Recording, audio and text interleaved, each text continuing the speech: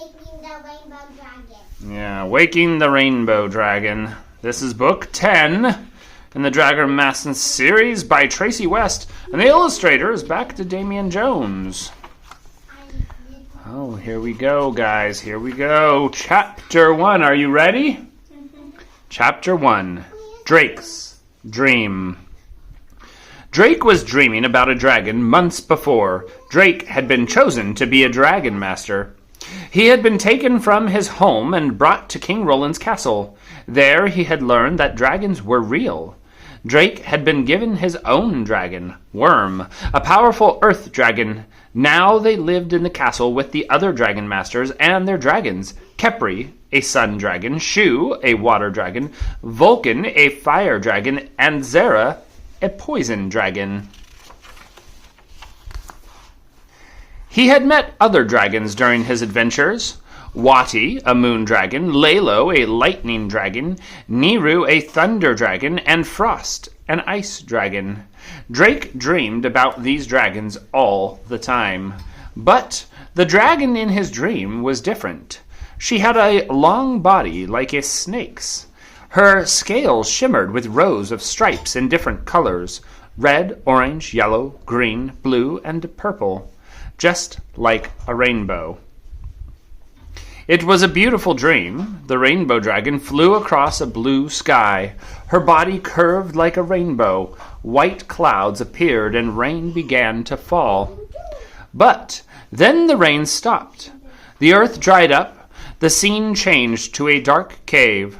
The rainbow dragon was curled up there. She looked frightened. A shadowy figure came toward her.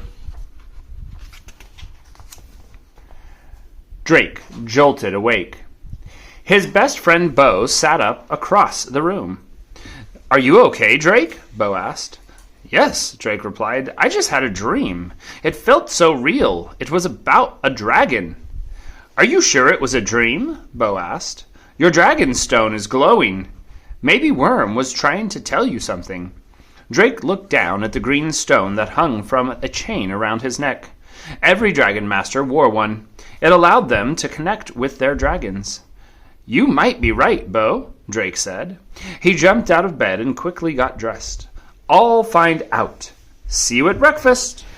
Drake ran downstairs. He raced through the underground training room to the caves where the dragons slept. He found Worm waiting for him. "Worm, did you send me that dream? The dream about the rainbow dragon?" Drake asked. Worm nodded. Drake's dragonstone glowed again, and he heard Worm's voice inside his head. "Yes," Worm said. "The rainbow dragon needs our help." Chapter 2. The Power of Rain. "Where is the rainbow dragon?" Drake asked. Worm shook his head. "I do not know." Drake frowned. "Griffith will know how to find her," he said. Drake ran upstairs to the dining room. Griffith, the wizard who taught them, was there, and he was eating breakfast with the other dragon masters who live in the castle. Bo, Rory, Anna, and Petra. "I told the others that Worm sent you a dream," Bo said. "When Drake came in, it was about a rainbow dragon," Drake explained. "Worm says she's in trouble, but that's all he knows." Griffith nodded. "Very interesting," he said. "There is a legend about a rainbow dragon. She is the only one of her kind. She is very old and very powerful. My guess is that this dragon must be sending messages to Worm somehow." "Do you know where she lives?" Drake asked. "I can't recall," Griffith said, "but I am sure we'll find information in one of our books. Let's get to the classroom." Drake wolfed down an apple, a hunk of cheese, and a piece of bread. Then the wizard and 5 dragon masters walked to the lowest level of the castle. "What did the rainbow dragon look like in your dream?" Anna asked. Her dark eyes shone. "Was she beautiful?" Drake nodded. "Yes, she was had shimmering scales in rainbow colors." "Big deal," said red-haired Rory. "What kinds of powers could a rainbow dragon have? Does she shoot color beams? She can't be as powerful as a fire dragon like Vulcan." Maybe she has special powers, Petra said. After all, Worm looks plain, but he is the most powerful dragon we know. Rory frowned. Drake knew she couldn't argue with that. Worm could move or break things with the power of his mind. He could transport himself and others anywhere in the world in a flash. They reached the classroom. Griffith started taking books off the shelf and handing them out. The room was quiet as the Dragon Masters flipped through the pages. Bo broke the silence. "I found something!" he cried. "Here is a story about a rainbow dragon that lives in the kingdom of Ifri." "Is that far from where we are in the kingdom of Bracken?" Petra asked. "I know where Ifri is," Anna said. She ran to a shelf. She came back and unrolled a map on the table. "This is the land of the pyramids, where I am from," she said, "and over here is the kingdom of Ifri. It is a long way from my home, but my father has traveled there." "What else does the story say?" Petra asked.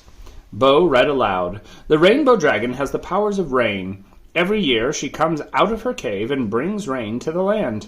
Just like in my dream," Drake said. "But then I saw her in the cave. She looked trapped, and something was coming after her." "If the rainbow dragon is trapped, then she can't make rain," Rory said. Anna gasped.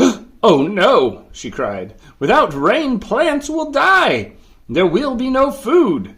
"I'm afraid you're right," Griffith agreed. "Ifri is in real trouble." Chapter 3. A New Dragon Master. "We've got to help the rainbow dragon," Drake said. "We need to go to Ifri." "Ifri is very big," Anna said, pointing at the map. "How will we find the dragon?" Drake shrugged.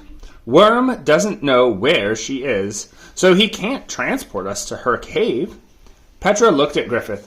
"Can you use magic to find the rainbow dragon?" Griffith stroked his long white beard. "I can try."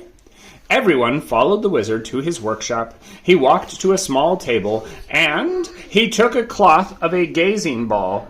He bent over the glass globe and waved his hand over it.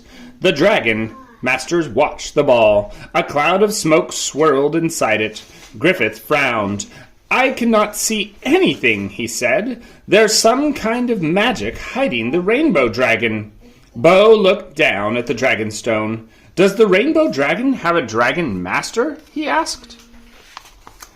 "Excellent question, Bo," Griffith said. "If we can find the dragon master, then maybe we can find the rainbow dragon." He hurried over to a wooden box and opened it. Inside glittered a large green stone, the dragon stone. Each dragon master stone came from it. "Dragon stone, show me the dragon master of the rainbow dragon," Griffith asked. Bright green light shot out from the stone. Moving pictures appeared inside the light. A boy stood in front of a well. He pulled up a bucket and frowned. The well should have had water in it, but the bucket was empty. He showed it to a woman nearby. "The well is dry," she told him. "It is like this all over Ifri." Then the green light faded. "Is that boy the dragon master?" Rory asked. Griffith nodded. "Yes, he is the true dragon master, chosen by the dragon stone," he said.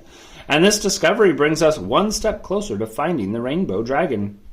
The wizard clapped. "We must travel to Ifri and find this boy at once." Chapter 4. A Strange Message. "Worm can transport us to Ifri," Drake pointed out, "but how will we find the new Dragon Master once we land? The boy could be anywhere in Ifri." "I have been working on a spell that can locate Dragon Masters," Griffith said. "I will get that ready. Drake and Anna, prepare your dragons for the journey. You two will come with me." "Just Drake and Anna? What about the rest of us?" Rory asked. "You must stay behind to protect the castle," Griffith said. Rory nodded. "Bo, Petra, and I will make sure nothing bad happens here while you're gone." As she spoke, a sparkling blue bubble floated into Griffith's workshop. "Look!" Petra cried. Pop! The bubble burst right in front of Griffith. A piece of paper fell into his hands. He opened it. "What does it say?" Anna asked. "It is a message from the Wizard's Council," Griffith replied. Then his face went dark. "Drake, Anna, I am afraid I cannot go with you. I must deal with this message, but I trust that you will find the rainbow dragon. If you need help, transport back here right away." Drake and Anna ran to the dragon caves and quickly returned to the training room with Worm and Kepri. Anna had put a saddle on Kepri's back. They found Griffith looking down at the map of Ifri with Bo and Rory. "One moment," Griffith said. "I'm putting the final spell on this map." Griffith pointed at the map. Sparks flew from his finger. "Map, help Drake and Anna roam to the Dragon Master's home," he rhymed. The map glowed and then it faded. Griffith handed the map to Anna. "This should show you the way once you land in Ifri," Griffith said. He opened a box and he pulled out a dragon stone that dangled from a chain. He handed it to Drake. "Give this to the new Dragon Master when you see him." Drake nodded. "Yes, Griffith." He tucked the stone into his pocket. Petra ran up to them, out of breath. "Wait!" she cried. She had a small bag in each hand. She gave one to Drake and one to Anna. "I collected some food for your journey, and water." "Thanks," Drake said, and Anna hugged Petra. Then Anna touched Kepri with one hand and Worm with the other. Drake touched Worm. "Good luck," Bo said. "Hurry back," Rory added. Drake looked up at Worm. "Take us to the land of Ifri," he said. Worm's body began to glow green. A bright green light exploded in the training room. Drake blinked, and his body felt tingly. The green light faded, and he saw a blue sky and a bright sun above his head. "We're here!" Anna cheered. Drake looked around. The land was very flat for as far as he could see. The tall grass was turning yellow. Some short trees popped up here and there, but their leaves were dying. There was no sign of a village. "Which way should we go?" Drake asked. Anna unrolled the map. A blue glowing line appeared. "Let's follow the magic map," she said. Chapter 5. Follow the map. Anna and Drake walked across the grassy land. Kepri walked behind Anna and Worm slithered behind Drake. The hot sun shone overhead as they walked. Colorful birds flew from one tree to tree. "Most of the birds in Bracken are brown or gray," Drake said. "Ifri is full of many creatures you won't find in Bracken," Anna told him. "I hope we see more," Drake said, "but mostly I want to find the Dragon Master." They walked and walked, following the map. "My father said there are many beautiful waterfalls in Ifri," Anna remarked, "but we haven't seen any yet." "Everything looks dried up," Drake said, looking at the yellow grass beneath his feet. "How much further?" "I don't know," she replied. "The map doesn't show where we're supposed to stop. The blue line just keeps getting longer as we walk." Drake looked at the setting sun. "It's getting late," he said. "We can sleep under the stars," Anna said. "I've done it before when I traveled with my father. Don't worry, I'll find us a good spot." Anna soon found a spot inside a circle of trees. They both sat down in the grass. "We'll camp here for the night," Anna said. Drake nodded. "It feels good to rest." He opened the bag Petra had given him and took out a pouch filled with water. "And I'm so thirsty." He took a drink. "Can I see the map?" Drake asked. "Sure," Anna said. "There's just a blue dot on it now since we've stopped." Drake took the map from Anna. "There's got to be something here that shows us where the Dragon Master's village is," he said. He took another sip of water, and the pouch slipped from his hand. Water spilled onto the map. The black ink faded. The blue dot disappeared. "Drake!" Anna yelled. "What did you do?" "It was an accident," Drake yelled back. I know, Anna paused. I'm sorry I yelled, but the spell is ruined. Drake took a deep breath. He wanted to fail. He didn't want to fail Griffith. They had to rescue the rainbow dragon and save Ifri. Let's get some rest, he said. We're both tired. Maybe the map will dry out overnight. I hope you're right, Anna said, yawning. We'll check it in the morning. The two dragon masters ate some apples and bread. The night air was chilly, so Worm curled his body around Drake. Anna snuggled against Kepri, and they slept soundly. When Drake opened his eyes, 4 enormous creatures surrounded their camp. Chapter 6. Wild Friends. Anna, wake up! Drake yelled. We're surrounded by dragons! Well, I think they're dragons. The 4 creatures were as big as dragons, but they had very long, skinny noses. They had gray, wrinkly skin instead of scales, and their big ears looked like wings to Drake. Anna laughed. They're not dragons, Drake, she said. They're called elephants, and they're very friendly. Well, usually they are. Worm studied the elephants, then his eyes began to glow. The elephants made trumpeting sounds with their trunks and shuffled their feet. Drake's dragon stone glowed. He heard Worm's voice inside his head.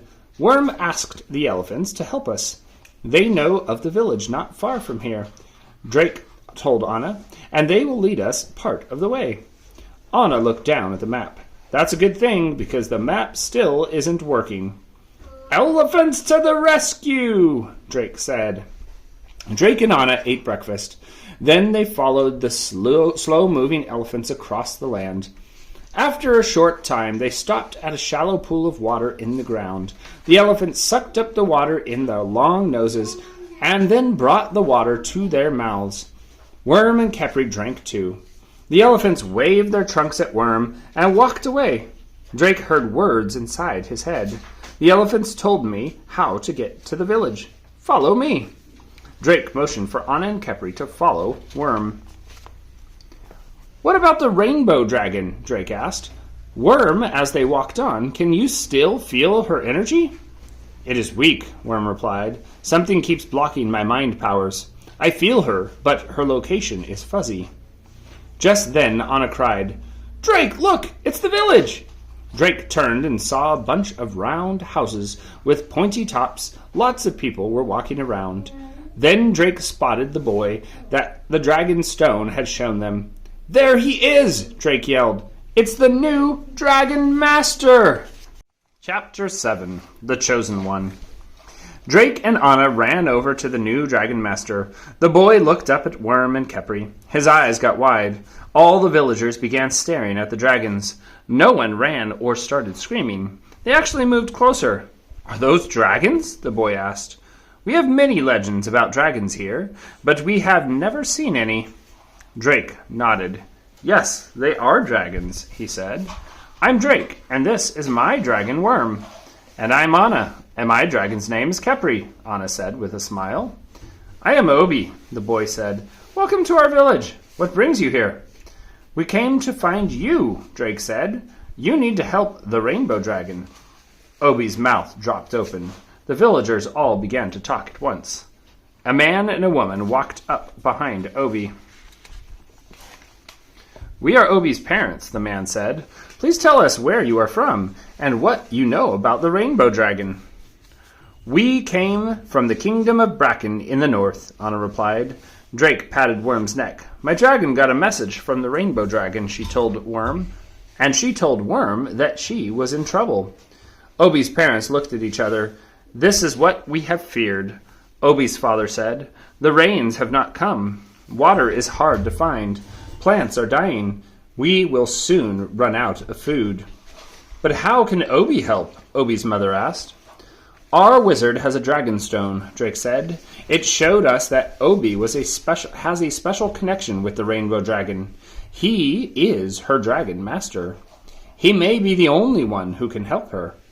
Obi shook his head. That makes no sense, he said. The rainbow dragon does not need a master. She is very powerful. Even the most powerful dragons need help sometimes, Anna said. Do you know where she might be? Obi shook his head. The legend says she lives in a cave somewhere, he replied. She has never been seen, but when the rains come and a rainbow appears, we know that she has helped us. Drake took a piece of the dragon stone from his pocket. You are her dragon master. You can use your connection with her to help us find her. Obi's father spoke up. It is our good fortune that these visitors came here. You must help them, Obi. How can I help? Obi asked. I am just a boy. Someone else should go. A warrior or a healer or a teacher. Anna took the dragon stone from Drake and put it around Obi's neck. The dragon stone picked you, she said. You are the chosen one. Obi looked at his parents. He looked down at the stone. Then he looked and took a deep breath. All right, he said. I will help you. Yes, Anna cheered. But I do not know how to find the rainbow dragon, Obi said. Worm is getting some fuzzy energy signals from the rainbow dragon, Drake explained. He can lead us in the right direction. Then your link with the rainbow dragon will take us the rest of the way, Anna said. Your dragon stone will glow green when you connect with her. She will lead you to her. Obi's mother kissed her son on the head. Be safe. The village is counting on you. The villagers waved as Obi left with Drake and Anna and the dragons. Chapter 8. The Journey. The Dragon Masters and the dragons made their way across the grassland. What is your kingdom like? Obi asked as they walked. Well, Bracken is not flat like here, Drake replied. There are mountains, and there are a lot more trees, Anna added. I used to live on a farm, Drake told Obi. One year we had a summer with very little rain. A lot of crops died. It was scary. Obi nodded. Without our crops, there will be no food to eat. Drake picked up his water pouch and frowned. Rats! I'm almost out of water. Me too, Anna added. I think there is a watering hole around here, Obi said. He walked ahead of Anna and Drake, looking at the ground. Then he broke away from the path. Where are you going? Drake asked. He and Anna hurried to catch up to Obi. These are animal tracks, Obi explained, pointing to the ground, and they lead right here. He pushed through some bushes, and they stepped into a clearing. A small pool of water bubbled up from the dirt. Wow, Drake cried. You found water, Anna said happily. They filled their pouches with water. Worm took a drink too. Then Obi led them back through the bushes.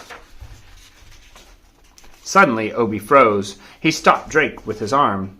A strange animal stood in the grass ahead of them. It looked like a very big, very hairy pig with long white tusks. The animal's ears twitched. Then it turned around and locked eyes with Drake. Chapter 9. Kwaku! Obi put a finger to his lips. Shh! Don't move, he whispered to Drake and Anna.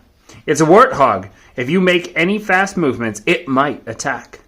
Obi raised his arms above his head and crept up to the warthog.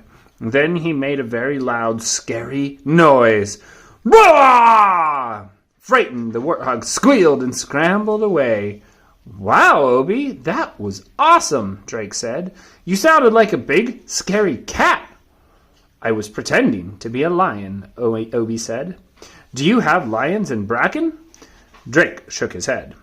They are big, fierce cats, Obi explained. Anna smiled at Obi. You are very smart and brave. I think you were born to be a dragon master. Yes, Drake agreed. You found water for us. You scared away the warty hog. You're amazing. Obi gave them both a shy smile. They caught up to Worm and Kepri, who had started moving again. A few minutes later, Obi's dragon stone began to glow faintly. Obi, look! Drake cried, pointing. Your stone is glowing. The rainbow dragon is trying to connect with you. Worm stopped. Obi must lead us the rest of the way, he told Drake. His connection is stronger than mine. Worm says you should lead us, Drake told Obi. How do I do that? Obi asked. Can you feel the pull of your dragon's energy? Anna said. Obi closed his eyes. It's weak, but I can feel it, he said, his voice rising with excitement. It's like she's in my head. Great! Now walk toward that energy, Anna instructed. Obi started walking. They followed him to a low hill. A big hole in the hill led to an underground tunnel. Obi gazed into the tunnel. I think she's in here, he said. Anna looked up at Kepri. Can you please light the way for us? A white ball of light floated out of Kepri's mouth. It hung in the air, lighting up the dark tunnel. The ball floated down the tunnel, and the others followed it. They went a short way and then stopped. A thick spiderweb blocked the entrance to the cave. Whoa, a very big spider must have made this, Drake said.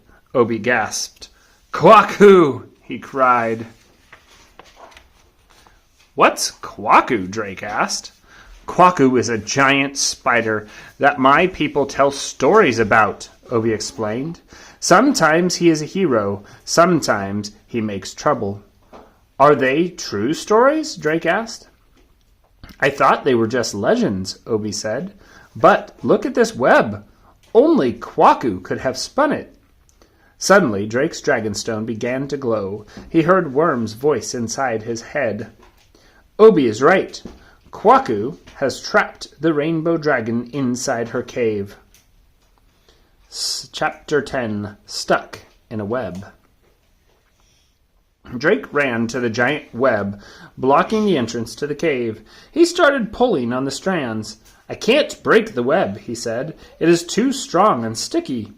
Drake, stop, Anna said. If there is a giant spider behind there, we need a plan. She turned to Obi. In the stories about Kwaku, how is he defeated? She asked. I don't think he has ever been beaten. Kwaku is a magical trickster. He usually uses tricks to escape, Obi said. There must be a way to stop him, Drake said. Well, some stories say he works for the ruler of the sun, so maybe the sun can stop Kwaku, Obi guessed. Anna said. Kepri might not be the ruler of the sun, but she has the powers of the sun. Maybe she can break through the web and fight Kwaku's magic. Anna turned to Kepri. Use a sunbeam on this web. Kepri opened her mouth and shot a strong beam of sunlight at the thick spiderweb. The strands of the web began to shimmer. Then they disappeared.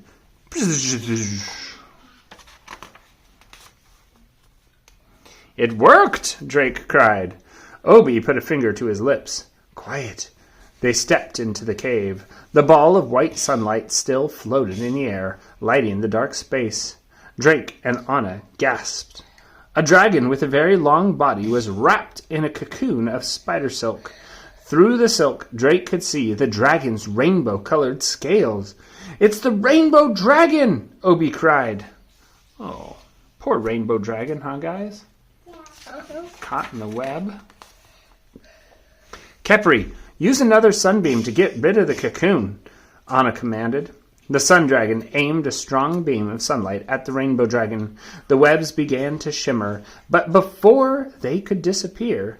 Click, click, click, click, click, click. A loud clicking sound began to echo through the cave. Kepri stopped shooting her sunbeam and turned toward the sound. A giant spider crawled out of the shadows. His 8 long legs were black with yellow stripes. His round body had a black and yellow pattern. 8 round black eyes stared at the dragon masters and their dragons. Drake, Anna, and Obi started to slowly back up. Dun, dun, dun. Yeah! With a cry, the spider scurried toward them. Kepri and Worm charged forward, protecting the dragon masters. Kepri hit him with the sunlight, Anna yelled. Kepri aimed a beam of sunlight at Kwaku. The spider jumped up to avoid it. Then he hung upside down from the ceiling of the cave. In a flash, he shot webs at Kepri. The webs wrapped around her mouth. Kepri couldn't fight back. The webs magically grew and twisted all around Kepri's body. Kepri! Anna cried. Worm's body began to glow green, but before he could use his powers, Kwaku hit him with webs too. The webs wrapped around Worm, and within seconds he was trapped inside a cocoon. "Quick, hide!" Drake yelled to Anna and Obi. "We can't help the dragons if Kwaku gets us too." The friends raced behind a big rock. Drake touched his dragonstone. "Worm, can you hear me?" he whispered. Drake's dragonstone glowed faintly. Drake heard a muffled voice in his head. He turned to Anna and Obi. "Worm is trying to tell me something, but I can't understand him," he said. "The cocoon must be blocking Worm's powers." "I can't hear Kepri's voice in my head either," Anna whispered. "What now?" Drake asked. "We can't fight Kwaku without our dragons." Chapter 11. A Strong Connection. Drake, Anna, and Obi stayed hidden behind the rock, but the clicking sound of the giant spider grew louder as he got closer. Click, click, click, click, click, click, click, click. "We should go get help," Obi whispered. "Who will help us?" Drake asked. Click, click, click, click, click, click. "We can't stay here," Anna said. "Kwaku is going to trap us in his cocoons too." Obi stood up. His dragonstone was glowing. "Obi, get down!" Drake hissed. Obi didn't listen to Drake. He stared at the rainbow dragon. Kwaku spotted Obi with one of his 8 eyes. "Watch out, Obi! Kwaku will hit you with the one of his webs!" Drake yelled. Obi didn't run. He talked to the rainbow dragon. "Our village needs you," he said. "Please help us." Then Obi's dragonstone began to glow even brighter and brighter and brighter. "Whoa!" Drake told Anna. "I've never seen a dragonstone glow like that one before. It's even brighter than Worm when he uses his powers."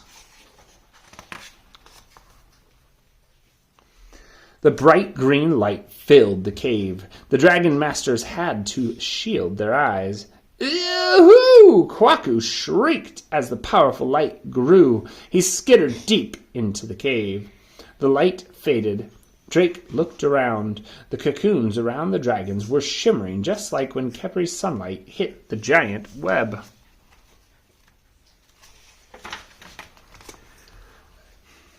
The cocoons disappeared. Drake and Anna ran to their dragons. Anna patted Kepri's head. "Worm, are you okay?" Drake asked. "I am fine," Worm replied. Drake smiled and glanced over at Obi. The new dragon master was standing next to the rainbow dragon. She was free of the cocoon and hovering above the floor. "She's so beautiful," Anna whispered. The rainbow dragon's colorful scales shimmered in the dim light of the cave. She had a long snake-like body, like Worm's, but she did not have wings. Obi turned to Drake and Anna. "She says it is time to make it rain, and she wants me to go with her." Drake nodded. Obi climbed onto the rainbow dragon's back. Then they floated out of the cave, past Drake, Anna, and their dragons. Anna nudged Drake. "Let's go!" They ran outside, followed by Worm and Kepri. The sun shone brightly in the blue sky. The rainbow dragon flew up above the grassy lands, with Obi on her back. "I'll meet you back in the village," Obi called down. Obi and the dragon flew higher and higher.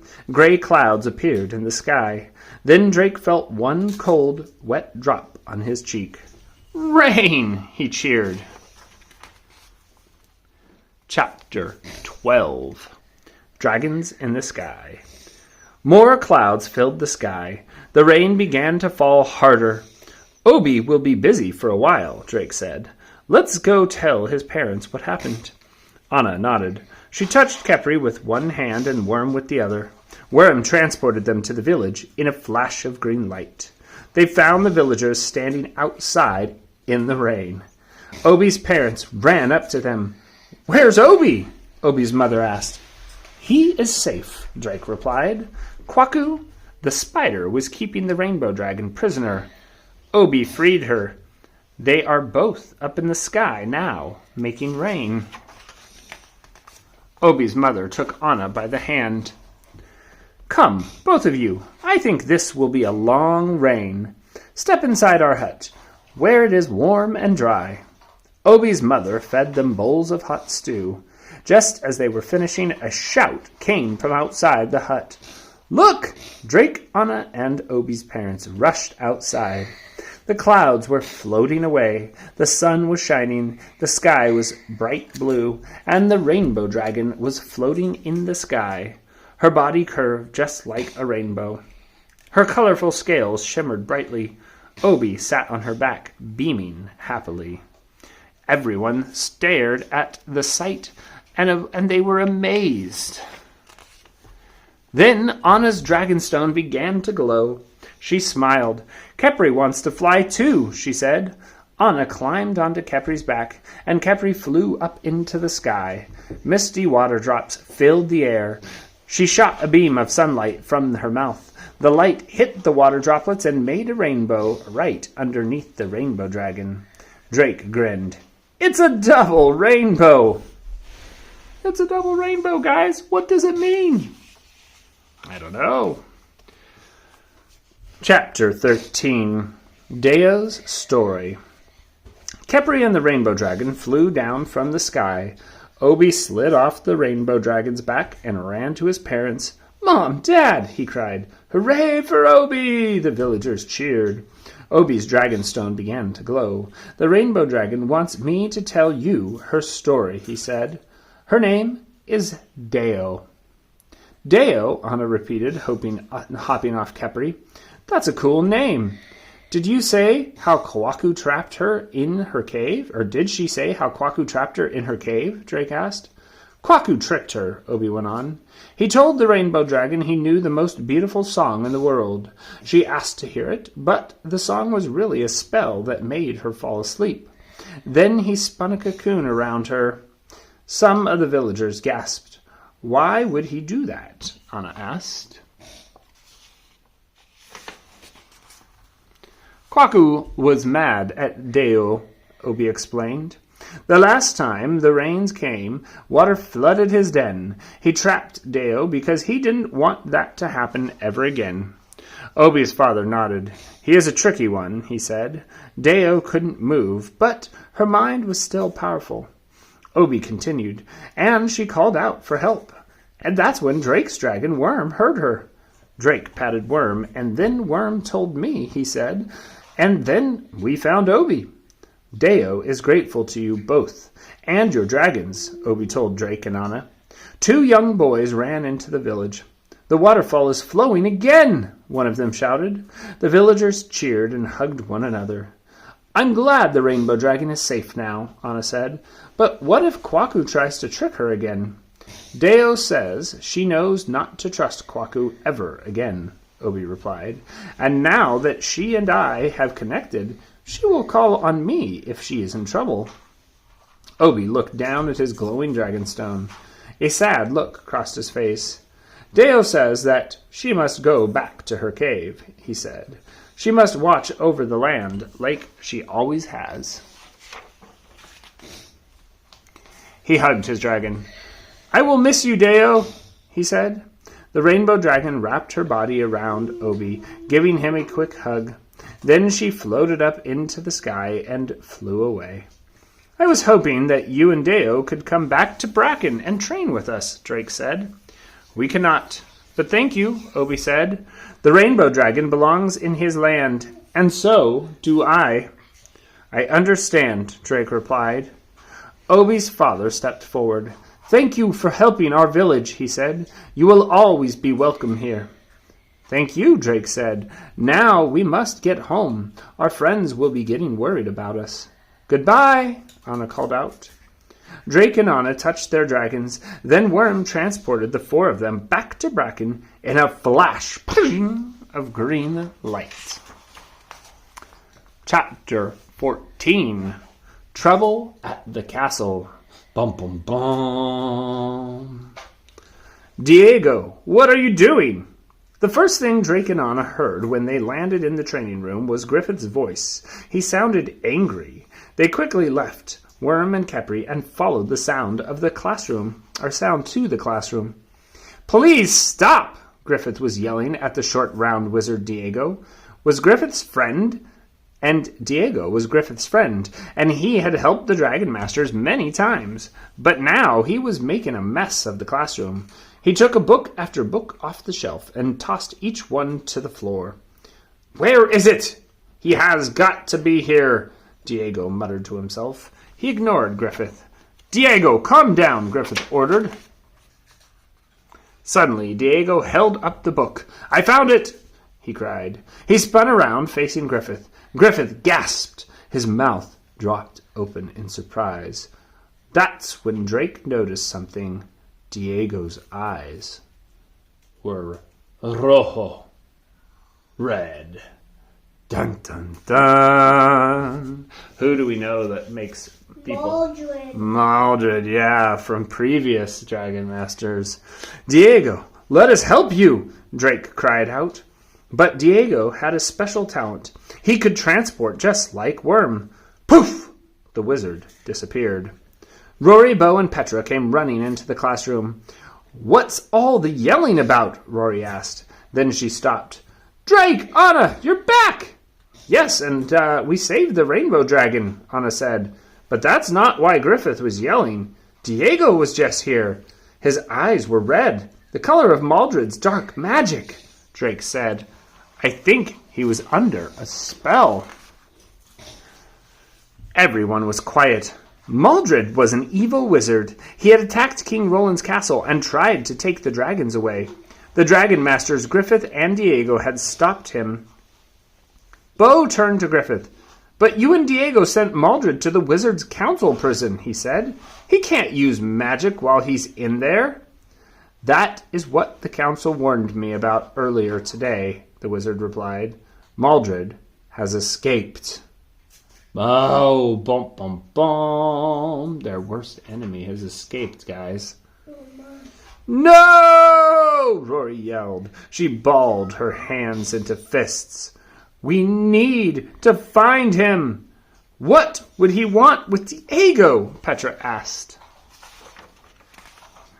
"It looks like Maldred has used Diego to steal a book from me," Griffith said as he rifled through the bookshelf. "But, no, wait, it couldn't be." His face turned pale. "Diego took my book about the Naga, a dragon of legend." "Is that bad?" Drake asked. Griffith nodded. "Very bad. If Maldred is seeking the Naga, then the whole world is in danger." Dun, dun, dun. That is the end of Book 10. Dragon Masters Waking the Rainbow Dragon. Whoa. I'm at the edge of my seat for number 11, aren't you guys? I really want to view it. Well, we're going to have to wait till next time. Until then, let's say adios. I don't think they heard you, Talia. Adios! Good job.